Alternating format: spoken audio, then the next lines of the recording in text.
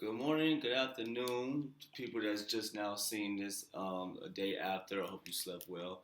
This is your host, your boy, Tea Time, and today we're going to continue our review and talk of the Moon Knight TV show. Once again, spoiler channel, talk about everything that I can remember involving movies and TV shows. So let's get right into it. This takes place literally right after the first episode. To give you guys a quick recap for what I can remember the first episode, our main character, Steven, who's played by Oscar Isaac. He played in Star Wars. He played the new best pilot. I forgot his name, but yeah, he plays Steven, who's basically being possessed by an Egyptian warrior who is the servant of Koshan. I forgot how to pronounce his name too, but he's an Egyptian god, basically. Uh, basically a defender of justice, basically. So, recap the first episode. He's basically waking up in random places, not knowing that his body is being taken over by the Egyptian warrior, whose name is Koshar, but it's not technically Koshar or Koshin. It's basically not the Egyptian god that's taking over his body, but the Egyptian god has somebody else living inside of Stephen, whose name is Mark. This is explained in the second episode that basically Mark was the first avatar that the Egyptian god used, and for some reason, Mark is now inside of Steven. Hopefully, they explain more on that in episode 3. So, a more continuation of a recap of the first episode. Basically, Mark was inside Steven, who's being, I guess, possessed by Mark, who is the original avatar for the Egyptian god. They're basically after this thing, this golden scarab that can basically lead them to this other Egyptian god named Amtet, not Nipetet. It started with an A. Emu. Basically, it's to lead to her or him, so that Egyptian god will be resurrected and basically destroy the world, basically. And at the end of episode 1, we find Steven finds out what's going on, and he's being haunted by Stephen Hawk, who plays what's the name who he plays? Like there's a lot of people in here that I'm still trying to get their names down, but he's basically being hunted down and followed by Stephen Hawk, who's like I guess one of the main villains in the Moon Knight TV show, and I'm trying to get the cast down. Arthur. The character's name is Arthur, played by Ethan Hawke. Okay, yeah. So, like I said, at the end of the first episode, he basically finally transforms into Moon Knight because he has a conversation with Mark, like, let me save us. So he's like, okay, I don't know what's going on, I'm gonna go ahead and do it.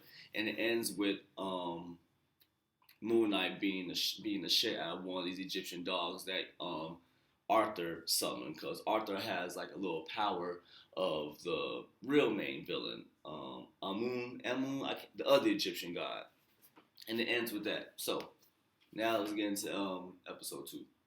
Episode 2 takes place literally right after he get done being the shit out of the Egyptian dog that was sent to basically kill him, and then he wakes up in his bed not knowing what the fuck's going on. He thinks it's a dream, but it's not a dream until he actually goes to work. Like I told you guys in my first episode review, he works in a museum, basically selling candy to kids, and he notices that like the police are there. They're trying to figure out what's going on. So he goes to the security room because I guess he's cool with one of the security guards, and he's like, "Let's look at the video. Everything that happened last night is on video." So to review the video, come to find out everything that happened last night did happen, but they don't see it. All they see is Steven running around, ducking, hiding, like he's being chased. Apparently, only Stephen and Arthur, and I guess all the followers, maybe, or it could just be those two. They can only see what's going on, basically, like the Egyptian dogs and all the other crazy stuff that's going on. But it's explained more that like it's not that they can't see it. I guess it's like well they can't see it because it's almost like they're in like limbo in a way. Whereas like it's there, but you just can't see it. So it's like if I was like to splash water on you or like the Egyptian and dog, you'll see like you'll see it then because something's on it. You could touch it, but you basically can't see it if you get what I mean. So Steven, he's like, okay, I know what happened last night happened, so now I gotta dig deeper into this and figure out what the hell is going on. Me, I wouldn't have did that shit. Like, I would have been like, go to the doctor, take my meds, pop that shit, whatever. Anyway, so he goes to a storage room to I'm guessing where that's where Mark has been staying at. When he takes control of Steven's body, he goes there and he sees all this stuff, guns, out the country money, and he finds the scarab and he's like, okay, oh shit, this shit's actually real. And then he starts to have a conversation with Mark. Mark is like, you're in way over your head. You don't know what's going on. This is what you need to do. Go to sleep. Let me take over and let me finish what I'm trying to do. But Steven was like, no, I'm not letting you do that. Like, of course you want to. I won't let nobody else control my body. It's my shit. Like, who is you? So I get that. And then he sees the defender of justice, the Egyptian god that basically controls everything with his body and Mark. And he freaks out. And that's when we're introduced to a new character named Layla, who is Layla E. Yeah, her name is Layla, played by May Calamari. That's her name. She beautiful as hell. She beautiful. Anyway, he meets Layla, and she's like, Mark, where you been at? I've been trying to reach you. She tells this man a whole lot of crazy stuff. Where are you, Mark? I've been looking for you. I'm still your wife. Just because you want to file a divorce now, we haven't signed a paper. I'm still your wife. We've been doing all this stuff together. We've been looking for the scarab, traveling the country. Oh, so apparently Mark has been with Steven for a long time. I mean, shit, marriage, traveling the country with her, looking for the shit. So she even knows that he could put the suit on, basically. That's what she said, put the suit on, basically. But Steven's like, I have no idea what you're talking about. I'm not Mark. This is Steven. My name is Steven. Like, he talks to him in the London accent, because, you know, they're in London. Steven's from London. When Mark takes over, he sounds, I guess, American. But when Steven controls his body, he's like, "My name is Steven. I don't know what you're talking about. Like, yeah, you look like a nice lady, but I'm not who you think I am. Whatever. I'm not from Paris. I'm not from London. You guys don't judge me." So she doesn't believe him. She's like, "Okay, he's bullshitting. He's fucking with me. Whatever." But the more he talks, the more she's probably like, maybe he could be telling the truth. But it's hard to believe you spend like you married to somebody and they don't know nothing you're talking about. Like they come to like what? Huh? Huh? I don't know what you're talking about, mate. So they go to his apartment, they keep talking about everything that's going on, then he gets a knock at the door. It's supposed to be the police, but they're actually followers of the evil Egyptian god, and Arthur.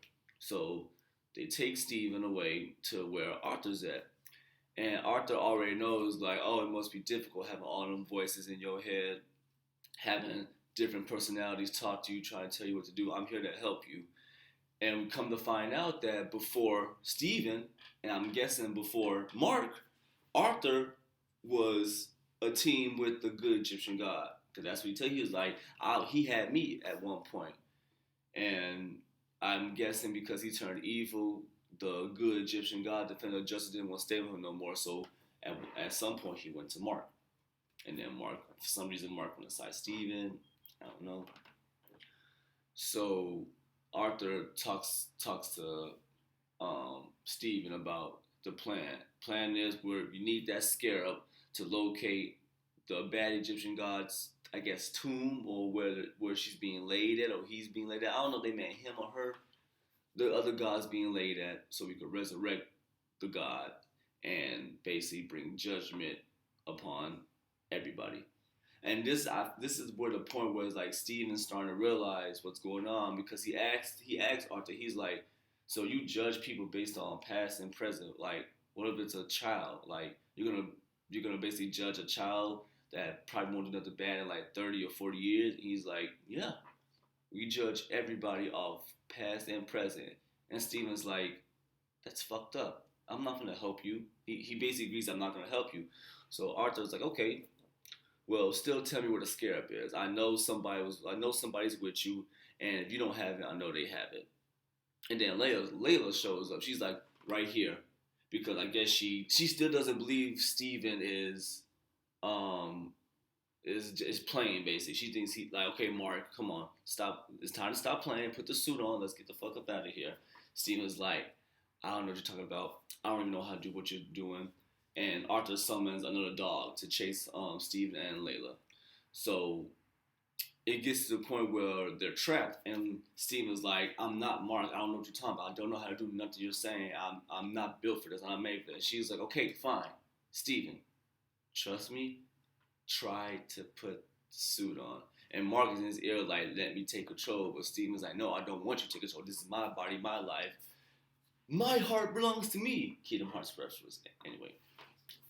So the dog breaks in and knocks Steven out the window. He's like, fuck it.